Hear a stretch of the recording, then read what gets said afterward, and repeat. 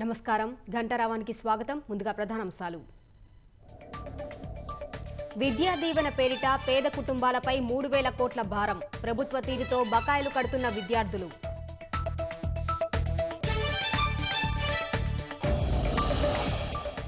నెల్లూరు మెట్ట ప్రాంత రైతుల వెతలు తీర్చని జగన్ 5 ఏళ్లుగా హామీల పేరుతో ఆర్భాటపు ప్రకటనలు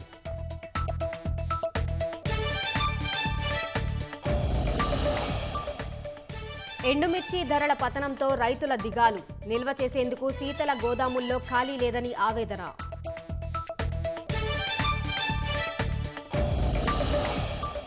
వైకాపా నుంచి తెదేపాలోకి కొనసాగుతున్న వలసలు గిద్దలూరు కావలిలో భారీగా చేరికలు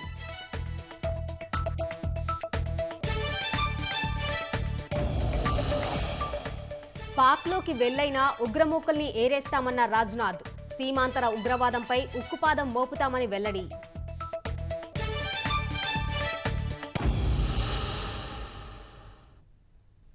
వైకాపాకు వంతపాడుతున్నారని ఈసీ వేటేసిన 9 మంది ఎస్పీలు కలెక్టర్ల స్థానంలో మళ్లీ అలాంటి వారినే ప్రతిపాదించడాన్ని ఈనాడు ప్రశ్నించడంపై సీఎస్ ఉలిక్కిపడ్డారు. మళ్లీ వైకాపాతో అంటకాగుతున్న అధికారులనే ఎలా ప్రతిపాదిస్తారంటూ వీళ్ల కొత్త ఎస్పీలు అంటూ రాసిన కథనాన్ని జవహర్ రెడ్డి ఆక్షేపించారు.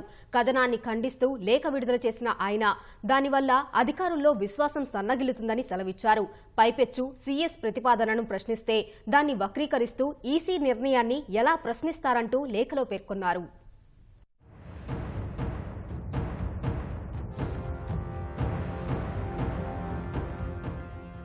శుక్రవారం ఈనాడులో వీళ్ల కొత్త ఎస్పీలు శీర్షికన వచ్చిన కథనంపై సీఎస్ ఉలిక్కిపడ్డారు. దాన్ని ఖండిస్తూ సుదీర్ఘ వివరణ ఇస్తూ శుక్రవారం లేఖ విడుదల చేశారు. అలాంటి కథనాల వల్ల అధికారుల్లో విశ్వాసం సన్నగిలుతుందని, నైతిక స్థైర్యం దెబ్బతింటుందని, ప్రజాస్వామ్య వ్యవస్థకే అది ప్రమాదమని తెగ బాధపడిపోయారు. ఈనాడు కథనానికి దురుద్దేశాలను ఆపాదించేందుకు ప్రయత్నించారు. పైగా ఎన్నికల సంఘం నిర్ణయాన్ని ఎలా ప్రశ్నిస్తారంటూ పసలేని వాదనను తెరపైకి తెచ్చారు. సీఎస్ విడుదల చేసిన ఆ లేఖను లోతుగా పరిశీలిస్తే ఆయన వాదనలోని డొల్లతనం బయటపడుతుంది. ఎన్నికల కోడ్ అమల్లోకి వచ్చాక వివిధ కారణాల వల్ల బదిలీ చేసిన వారి స్థానంలో నియమించేందుకు రాష్ట్ర ప్రభుత్వం అధికారుల పేర్లను మాత్రమే సూచిస్తుందని, వారిలో ఎవరిని నియమించాలన్నది పూర్తిగా ఈసీ అధికారమని సీఎస్ సెలవిచ్చారు. సీనియారిటీ, అనుభవం వంటి అంశాలను ప్రామాణికంగా తీసుకుని అధికారుల ప్యానెల్ను ప్రతిపాదించడం వరకే రాష్ట్ర ప్రభుత్వ పాత్ర పరిమితమని తెలిపారు. అంతవరకు సీఎస్ చెప్పింది నిజమే అయినా ఒక్కో పోస్టుకు 3 అధికారుల పేర్లు జవహర్ రెడ్డే ప్రతిపాదిస్తారు కదా, వారిలో ఒకరినే ఎన్నికల సంఘం ఎంపిక చేస్తుంది. ఎలాంటి అధికారుల పేర్లు సీఎస్ పంపించారన్నదే ఇక్కడ చర్చనీయాంశం. ఒక్క నెల్లూరు ఉదాహరణనే తీసుకుంటే అక్కడ ఎస్పీగా నియమితులైన ఆరిఫ్ హఫీజ్ ఎంత వివాదాస్పద అధికారో, ఆయన గుంటూరు ఎస్పీగా ఉన్నప్పుడు అధికార పార్టీకి ఎంతగా కొమ్ము కాశారో అందరికీ తెలుసు. ఎన్నికల సమయంలో అలాంటి అధికారి పేరును ఒక జిల్లా ఎస్పీ పోస్టుకు సీఎస్ ఎలా ప్రతిపాదిస్తారు? ఆరిఫ్ తో పాటు సీఎస్ ప్రతిపాదించిన మిగతా 2 కన్ఫర్డ్ ఐపీఎస్ అధికారులు. వారికి గతంలో ఏ జిల్లాకు ఎస్పీగా పనిచేసిన అనుభవం లేదు. విధిలేని పరిస్థితుల్లో ఆ 3లోనూ ఆరిఫ్ ను నెల్లూరు ఎస్పీగా ఈసీ ఎంపిక చేసింది. ఈసీకి ప్రతి రాష్ట్రంలోనూ సొంతంగా విస్తృత యంత్రాంగం ఏమీ ఉండదు కదా. సమాచారం కోసం రాష్ట్ర ప్రభుత్వ అధికారులపై, ముఖ్యంగా సీఎస్లపైనే కదా ఆధారపడుతుంది. కలెక్టర్లు, ఎస్పీల వంటి కీలకమైన పోస్టుల్లో నియమించేందుకు వివాదాలకు అతీతంగా ఉండే అధికారులను ప్రతిపాదించాల్సిన బాధ్యతను సీఎస్ ఉద్దేశపూర్వకంగానే విస్మరించారని జిల్లాల ఎస్పీలుగా నియమించేందుకు ఆయన పంపించిన పేర్లను చూస్తేనే అర్థమవుతుంది. ఆ ఎస్పీల నియామకంతో తనకేమీ సంబంధమే లేనట్టుగా సీఎస్ చెప్పడం విస్తుగొలుపుతోంది. కేంద్ర ఎన్నికల సంఘం కీలకమైన అధికారులను ఎంపిక చేసిన తీరును ప్రశ్నించడం ప్రమాదకరమైన సంప్రదాయానికి దారితీస్తుందని, ప్యానెల్లోని అధికారులపై నిరాధార ఆరోపణలు చేయటం వారి నైతిక స్థైర్యాన్ని దెబ్బతీస్తుందని లేఖలో సీఎస్ ఆక్షేపించారు. ఎన్నికల సంఘం వంటి సంస్థలు తీసుకునే నిర్ణయాలపై తప్పుడు సమాచారాన్ని ప్రచారం చేయడం ప్రజాస్వామ్య వ్యవస్థ పునాదులను దెబ్బతీస్తుందని తెలిపారు. ఇది చూస్తే ఈనాడు కథనం ఏదో ఈసీ అస్తిత్వాన్నే దెబ్బతీసేదిగా ఉన్నట్టుగా సీఎస్ వక్రీకరించేందుకు ప్రయత్నించారు. ఆ కథనంలో ఈనాడు ఎక్కడా ఈసీ నిర్ణయాలను ప్రశ్నించలేదు, ఈసీపై తప్పుడు సమాచారం ప్రచురించలేదు. వివాదాస్పద అధికారులను ఎస్పీలుగా సీఎస్ ఎలా ప్రతిపాదించారని మాత్రమే ఆ కథనం ప్రశ్నించింది. ఎన్నికల సంఘాన్ని తప్పుదారి పట్టిస్తున్నారన్నదే దాని సారాంశం. అఖిల భారత సర్వీసు అధికారుల నియామకంపై చీఫ్ సెక్రటరీకి దురుద్దేశాల్ని ఆపాదించడం స్వార్థ ప్రయోజనాల కోసమేనని సీఎస్ మరో ఆరోపణ చేశారు. కీలకమైన ఎన్నికల వేళ వివాదాస్పద ఎస్పీలను బదిలీ చేసి వారి స్థానంలో సమర్థులను నిష్పాక్షికంగా వ్యవహరించే వారిని ప్రతిపాదించమని ఈసీ కోరితే అధికార పార్టీకి కొమ్ము కాస్తున్న అధికారుల పేర్లు పంపించడం దురుద్దేశం కాదా? ఈసీ కళ్లకు గంతలు కట్టడం దురుద్దేశం కాదా? పండుటాకుల్లాంటి వృద్ధులకు ఇళ్లకు వెళ్లి పింఛన్ను పంపిణీ చేయాలన్న బాధ్యతను విస్మరించి మండుటెండల్లో వారిని గ్రామ వార్డు సచివాలయాలకు రప్పించడం దురుద్దేశం కాదా? ఆ నెపాన్ని విపక్షాలపై నెట్టేసి రాజకీయ ప్రయోజనం పొందేందుకు అధికార వైకాపా వేసిన పన్నాగానికి సహకరించేలా వ్యవహరించడం దురుద్దేశం కాదా? అధికార పార్టీ ఎక్కడికక్కడ వృద్ధులను, వికలాంగులను మంచాలు, వీల్చైర్లపై సచివాలయాల వద్దకు తీసుకెళ్తూ ప్రతిపక్షాలపై బురద జల్లుతూ ఉంటే తగిన చర్యలు తీసుకోకుండా చోద్యం చూడటం దురుద్దేశం కాదా? రాష్ట్ర ప్రభుత్వ ప్రధాన కార్యదర్శిగా ఉండి ఇటీవల చిలకలూరిపేటలో సాక్షాత్తు ప్రధాని పాల్గొన్న ఎన్డీఏ సభకు తగిన భద్రతా ఏర్పాట్లు చేయకపోవడం దురుద్దేశం కాదా? రాష్ట్రంలో పలువురు అధికారులు ఇప్పటికీ వైకాపా అంటకాగుతున్న చర్యలు తీసుకోకపోవడాన్ని ఏమంటారు? దురుద్దేశం అనరా సీఎస్ జవహర్ రెడ్డి గారు?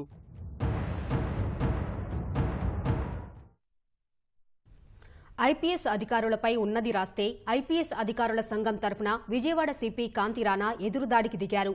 5 ఏళ్ల జగన్ పాలనలో పోలీసులు ఐపీసీ స్థానంలో వైసీపీని అనుసరిస్తున్నది నిజం కాదా? ఒక ఐజీ 5గురు ఎస్పీలపై ఈసీ వేటు వేయడమే దానికి నిదర్శనం కదా? ఏ తప్పు చేయకుంటే ఈసీ ఎందుకు ఆగ్రహిస్తుందో విజయవాడ సిపి కాంతి రాణాకే తెలియాలి. గత 5 ఏళ్లలో ఎందరో బాధితులపైనే ఎదురు కేసులు పెట్టారు. వాటిని చట్టబద్దమైన విధులు అంటారా అనే ప్రశ్నకు ఆయనే సమాధానం చెప్పాలి.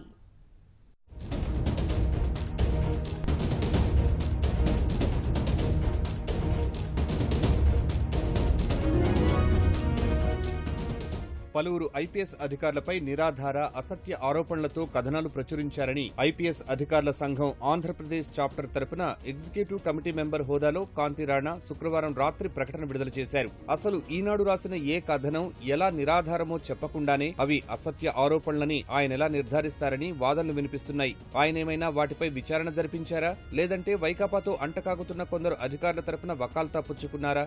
అసలు ఏ ప్రాతిపదికన అవి నిరాధారమని తేల్చేశారనే విమర్శలు వెల్లువెత్తుతున్నాయి. 5 ఏళ్లు వైకాపా సేవలో తరించింది చాలక ఎన్నికల కోడ్ అమల్లోకి వచ్చినా సరే ఆ పార్టీ పట్ల స్వామి భక్తి వీడకుండా ఏకపక్షంగా పనిచేయటం వల్లే కదా 5 జిల్లాల ఎస్పీలు, ఒక ఐజీపై ఎన్నికల సంఘం బదిలీ వేటు వేసింది.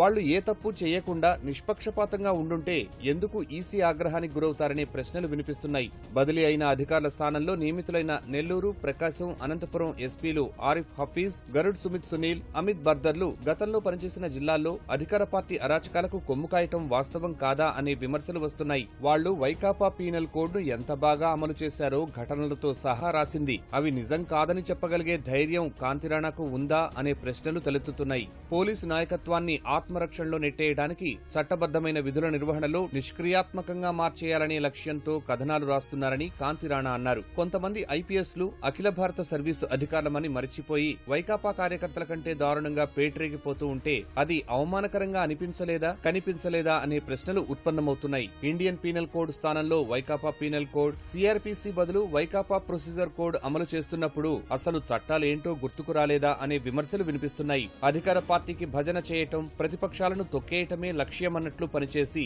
పోలీసుల ఆత్మగౌరవాన్ని, ప్రతిష్టను జగన్ కాళ్ల దగ్గర ఎప్పుడూ తాకట్టు పెట్టేసిన కొందరి నుంచి చట్టబద్దమైన విధుల నిర్వహణ అనే మాటలు రావడం హాస్యాస్పదంగా అనిపిస్తోందనే వాదనలు వినిపిస్తున్నాయి. విజయవాడలో తెలుగుదేశం నాయకుడు చెన్నుపాటి గాంధీపై వైకాపా నాయకులు హత్యాయత్నానికి తెగబడితే ఆ నిందితులపై తేలికపాటి సెక్షన్ల కింద కేసు పెట్టి వారికి కొమ్ము కాసింది ఎవరు? తాజాగా నందిగామలో తెలుగుదేశం సానుభూతి పరులపై దాడి జరిగితే బాధితులైన వారిపైనే రివర్స్ కేసు పెట్టిన ఘనత ఎవరిది?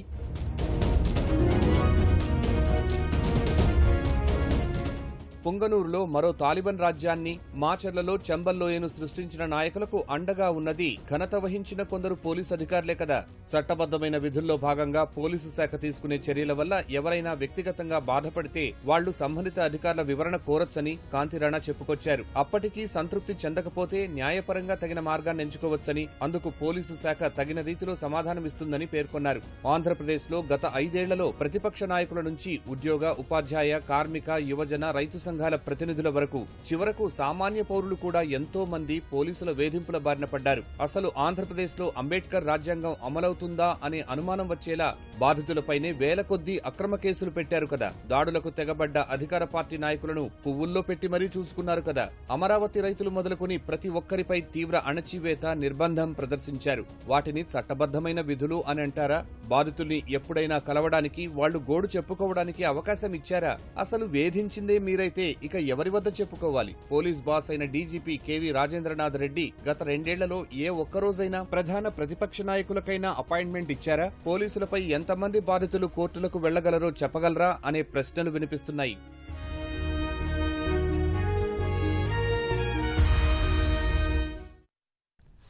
ఎన్నికలు సమీపిస్తున్న వేళ కూటమి 3 పార్టీల కార్యకర్తలను కలుపుకుంటూ నేతలు ఆత్మీయ సమావేశాలు నిర్వహిస్తున్నారు.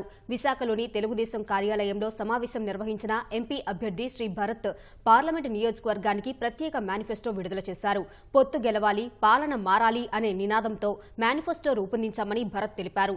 రాష్ట్ర ప్రజలు తమ పిల్లల భవిష్యత్ గురించి ఆలోచించి కూటమి అభ్యర్థులకు ఓటేయాలని పిలుపునిచ్చారు. అనంతపురం జిల్లా రాయదుర్గంలోని తెదేపా కార్యాలయంలో కూటమి నేతలు ఉమ్మడి మీడియా సమావేశం నిర్వహించారు. తెలుగుదేశం మహిళాభివృద్ధికి పెద్దపీట వేస్తుందని కాల్వ శ్రీనివాసులు వెల్లడించారు. వైఎస్సార్ జిల్లా జమ్మలమడుగు మున్సిపల్ కార్యాలయం ఎదుట కూటమి నేతలు ఆత్మీయ సమావేశం నిర్వహించారు. హంతకులకు సీట్లు ఎలా ఇచ్చావని సీఎం జగన్ ని సొంత చెల్లెలే ప్రశ్నిస్తున్నారని భాజపా నేత ఆదినారాయణ రెడ్డి ఎద్దేవా చేశారు.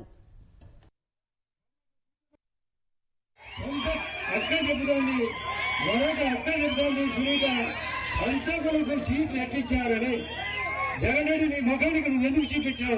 అవినాష్ రెడ్డి అంటూ వస్తే పాపం షర్మిలమ్మను హత్య చేసిన వచ్చిన అటువంటి దరిద్రుడు ఆలోచన. పాపం లేడీస్ ముత్తుకుంటారు. ఇంకొద్ది పద్యాలు చూసా స్టార్టింగ్ లో. ఇటువంటి క్యారెక్టర్ వల్ల అవసరమా? 35 ఏళ్లగా ఒక్కటే కుటుంబం ఎంపీగా పోటీ చేస్తూ వాళ్ళ ఆధిపత్యాన్ని కొనసాగిస్తుంది మన జిల్లాలో. ఒక్కసారి మీరు ఆలోచన చేయండి. ఒక్కసారి మార్పు రావాలని నేను అందరినీ కోరుతున్నాను. ఒక్కసారి మార్పు వస్తే మనం కూడా మన వాయిస్ ని జమ్మూ నియోజకవర్గం నుంచి మీ అందరి ఢిల్లీలో పార్లమెంట్ లో నా వాయిస్ వినిపిస్తానని కూడా మీ అందరికీ తెలియజేస్తున్నాను. పల్నాడు జిల్లా వెల్దుర్తి మండలం కొత్త పుల్లారెడ్డిగూడెంలో శుక్రవారం రాత్రి తెలుగుదేశం నాయకులపై వైకాపా నాయకులు దాడి చేశారు. ఈ సంఘటనలో తెదేపాకి చెందిన మూడావతి తులసి నాయక్ తలకు బలమైన గాయాలయ్యాయి. తెలుగుదేశం పార్టీకి ప్రచారం చేస్తున్నారంటూ ప్రత్యర్థుల ఆటో, ఇల్లు ధ్వంసం చేశారు. మేమంటే మీకు భయం లేదా అని వైకాపా నాయకులు దుర్భాషలాడుతూ ఈ దాడికి తెగబడ్డారని బాధితులు పేర్కొన్నారు. ఘటనలో గాయపడిన వారిని మాచర్ల ప్రభుత్వ వైద్యశాలకు తరలించి చికిత్స అందిస్తున్నారు.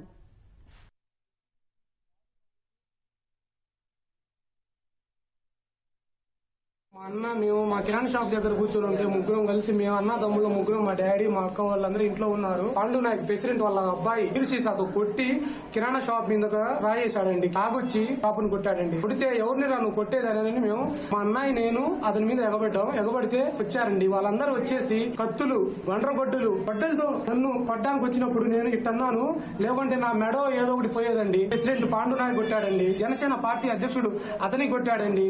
ప్రెసిడెంట్ రాయి వాళ్ళ కొడుకు రాయి ఇసిరైతే అమ్మకి పొత్తి కడుపులో తగిలింది. కాలు బొటనేలు పగిలిపోయింది. మా డాడీకి వచ్చేసి కొట్టారండి. మా అన్న తమ్ముళ్ళు ముగ్గురికి వచ్చేసి కొట్టారండి. ఒక అబ్బాయి రవినాయక్ అతనికి కూడా కొట్టారండి. అతను ఆటో పగల కొట్టారు. ముగ్గురు మేము ప్రచారానికి మేము వెళ్తుంటే టీడీపీ తరఫున వెళ్లేది మీ నా ప్రెసిడెంట్ వాళ్ళ అబ్బాయి రవినాయక్ వచ్చి మా మీద దాడి చేశాడండి. అతను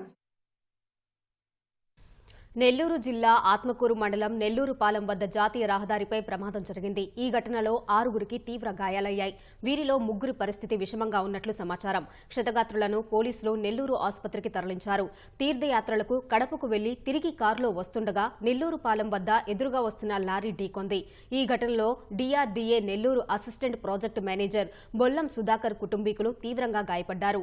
డ్రైవర్ నిద్రమత్తులో ఉండటం వల్లనే ప్రమాదం జరిగి ఉంటుందని పోలీసులు అనుమానిస్తున్నారు. కేసు నమోదు చేసి దర్యాప్తు చేస్తున్నారు.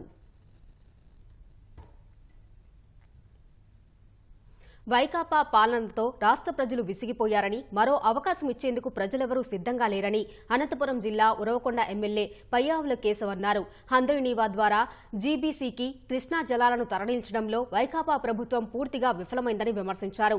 కార్యకర్తలతో కలిసి ఆయన నియోజకవర్గంలోని పలు కాలనీలో తిరుగుతూ ఇంటింటి ప్రచారం నిర్వహించారు. తెలుగుదేశం అధికారంలోకి వస్తే అమలయ్యే సంక్షేమ పథకాలు ప్రజలకు వివరించారు.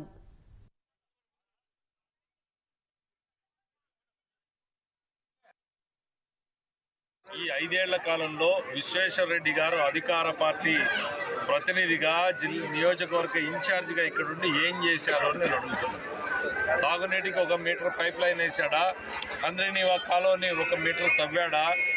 లేకపోతే హంద్రీనీవా నుంచి జీబీసీకి నీటిని మళ్లించకుండా వేల రైతులు నష్టపోతూ ఉంటే చూస్తూ ఊరికే ఉన్నాడు తప్ప ఆయన సాధించింది ఏంటి? విశ్వేశ్వర రెడ్డికి ఎందుకు ఓటేయాలి అని ప్రజలు ఆలోచించాల్సినటువంటి సందర్భం వచ్చింది. మేము గర్వంగా చెప్పుకోగలుగుతున్నాం, నియోజకవర్గానికి ఇది చేశాం, రేపు ఇది చేయబోతున్నాం అని. విశ్వేశ్వర రెడ్డిని నమ్మేటువంటి పరిస్థితిలో నియోజకవర్గ ప్రజలు లేరు. ఆయన దేనికి చేతగానోడు అనేటువంటి ఆలోచనలకి నియోజకవర్గ ప్రజానీకం వచ్చేశారు. కాబట్టి రాబోయేటువంటి రోజుల్లో తెలుగుదేశం పార్టీ ఉరవకొండ నియోజకవర్గంలోనూ రాష్ట్రంలోనూ అధికారంలోకి రాబోతోంది అనేటువంటిది స్పష్టంగా అర్థమవుతుంది. ప్రకాశం జిల్లా గిద్దలూరులో వైకాపాకు భారీ షాక్ తగిలింది. నియోజకవర్గంలోని కాపు సామాజిక వర్గానికి చెందిన సుమారు 400 కుటుంబాలు తెలుగుదేశంలో చేరాయి. వీరికి కూటమి అభ్యర్థి అశోక్ రెడ్డి, మాగుంట రాఘవరెడ్డి కండువా కప్పి పార్టీలోకి సాదరంగా ఆహ్వానించారు. గిద్దలూరు ఎన్డీఏ అభ్యర్థి అశోక్ రెడ్డిని భారీ మెజారిటీతో గెలిపించుకోవాలని మాగుంట శ్రేణులకు పిలుపునిచ్చారు. నీ సేవకుడిగా, ప్రజా సేవకుడిగా నిరంతరం నీ తరపున నేను ఆ రోజే అభివృద్ధి చేశాను, సంక్షేమాన్ని ఇచ్చాను. ఈ 5 సంవత్సరాలు మీ తరపున పోరాటం చేసి ప్రభుత్వం ద్వారా సమస్యలను పరిష్కరించాను. నిన్న 2019లో సభ్యుడు ఇప్పుడు ఎక్కడున్నాడు? మార్కాపురానికి వెళ్ళిపోయాడు. ఇంటి అభ్యర్థి ఈ రోజు ఒక్కటే గుర్తు పెట్టుకోండి, నేను స్థానికుడిని, నేను మీ బిడ్డని. 3 సార్లు ఈ నియోజకవర్గంలో నిలబడి 2 సార్లు గెలిచి ఆ వ్యక్తి రేపు ఓటమి చెందుతానంటే మార్కాపురానికి పోయాడు. ఇక్కడ నుంచి ఇక్కడికి వస్తున్నటువంటి వ్యక్తి ఇక్కడ ప్రజల చేత తిరస్కరించబడినటువంటి వ్యక్తి. వేరే ఊరిలో అవసరం కోసం వస్తున్నారు, అవసరం తీరిన తర్వాత ఓడిపోతామంటే వెళ్ళిపోతున్నారు. నెల్లూరు జిల్లా కావలిలో వైకాపా నుంచి తెలుగుదేశంలోకి వలసలు కొనసాగుతున్నాయి. నియోజకవర్గంలోని పలు ప్రాంతాల నుంచి 50 కుటుంబాలు తెలుగుదేశంలో చేరాయి. పలువురు వార్డు మెంబర్లు, మాజీ ఎంపీటీసీలు తెలుగుదేశం కండువా కప్పుకున్నారు. వీరికి కూటమి అభ్యర్థులు వేమిరెడ్డి ప్రభాకర్ రెడ్డి, కృష్ణారెడ్డి కండువా కప్పి పార్టీలోకి ఆహ్వానించారు. వైకాపా ప్రభుత్వ దౌర్జన్యాలు, అక్రమాలు చూడలేక తెదేపాలో చేరామని శ్రేణులు తెలిపారు. శ్రీ సత్యసాయి జిల్లా కొత్తచెరువు మండలం మైలసముద్రంలో చలపతి అనే రైతుకు చెందిన మామిడి తోటకు గుర్తు తెలియని వ్యక్తులు నిప్పు పెట్టారు. ఈ ఘటనలో దాదాపు 40 మామిడి చెట్లు, డ్రిప్కు సంబంధించిన పరికరాలు దగ్ధమయ్యాయని బాధితుడు వాపోయారు. చేతికి వచ్చిన పంట మంటల్లో కాలిపోయిందని రైతు ఆవేదన వ్యక్తం చేశారు. ప్రభుత్వం తనను ఆదుకోవాలని రైతు కోరుతున్నారు.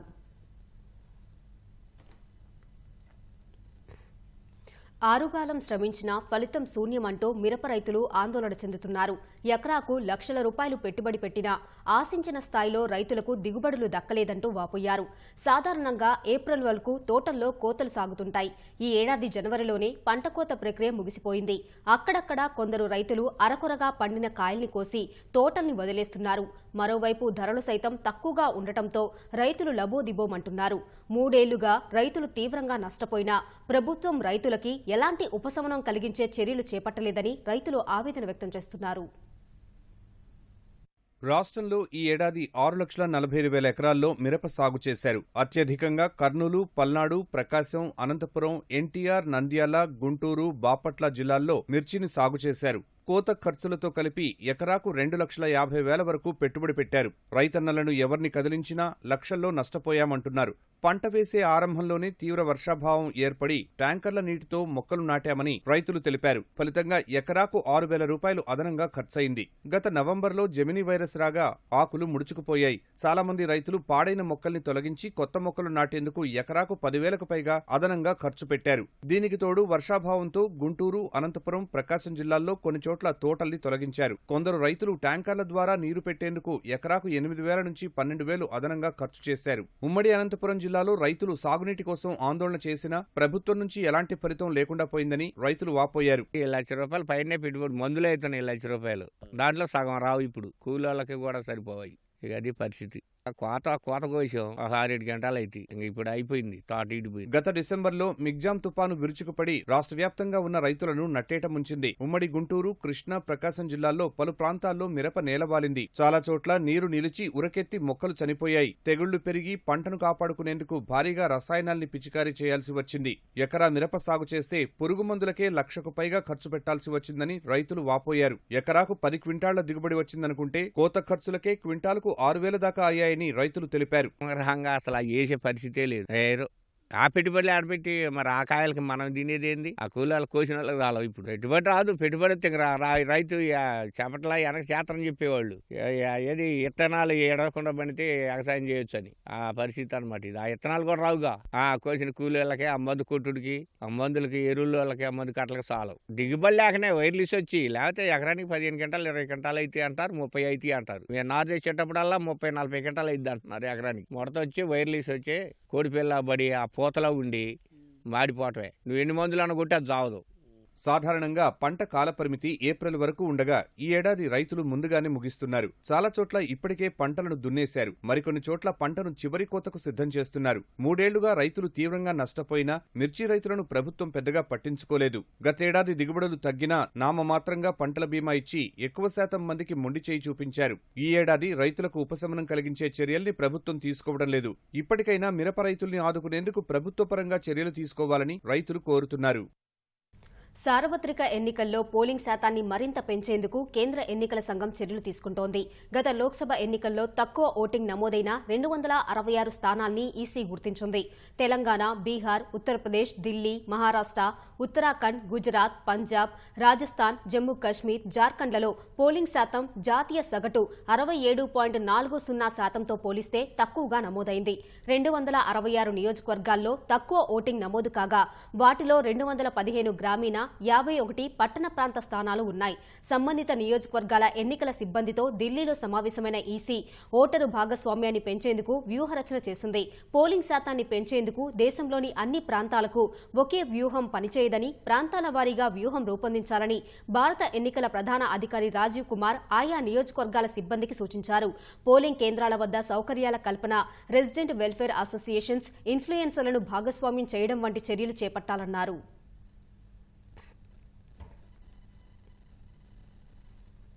అమెరికాలో న్యూయార్క్, ఫిలడెల్ఫియాల మధ్య శుక్రవారం భూకంపం సంభవించింది. దేశ ఈశాన్య ప్రాంతంలో చాలా చోట్ల ప్రకంపనల ప్రభావం కనిపించినట్టు అమెరికా భూ భౌతిక పరిశోధన సంస్థ USGS పేర్కొంది. అమెరికా కాలమానం ప్రకారం శుక్రవారం ఉదయం 10:23 భూకంపం సంభవించిందని USGS తెలిపింది. న్యూజెర్సీలోని వైట్ హౌస్ స్టేషన్కు సమీపంలో భూకంప కేంద్రాన్ని గుర్తించామని, ఈ ప్రాంతంలో భూకంపాలు అరుదని వెల్లడించింది. Manhattan, Brooklyn, Baltimore, Philadelphia, Connecticut, తూర్పు కోస్తాలోని ఇతర ప్రాంతాల వారు సైతం ప్రకంపనలను గుర్తించినట్లు వెల్లడించింది. ఆస్తి, ప్రాణ నష్టానికి సంబంధించి ఎలాంటి సమాచారం లేదని న్యూయార్క్ నగర అత్యవసర సేవల విభాగం పేర్కొంది.